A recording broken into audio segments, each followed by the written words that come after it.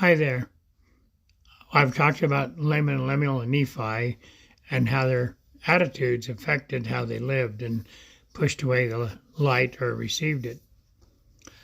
I have another story that I got to witness that is related to this, even though it's a very far removed time-wise and physically, and that is the story of David and Goliath.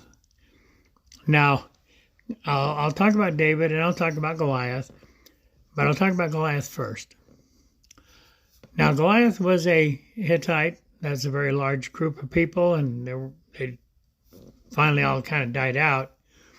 And he was, 9'6", as the scriptures tell us. And he had aligned himself with the Philistines. Now, Philistines were from Greece. They were Greeks. And they were at battle with the Israelites.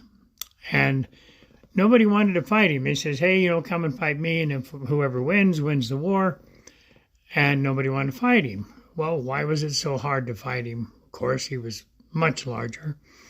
And then he had this armor on that covered him up, way different than the armor of the Israelites. And I'll describe to you what his armor looked like. Not so romantic as the Greek or the Romans. If you can imagine someone wearing a great big leather bathrobe, comes to his wrist and down to his ankles, and closes around him like a great big robe, like a bathrobe.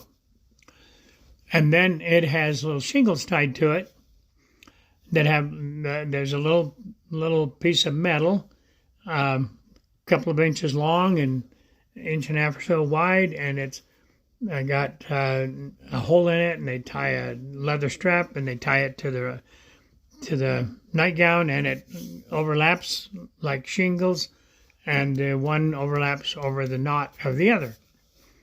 Okay, so he looks like a great big fish.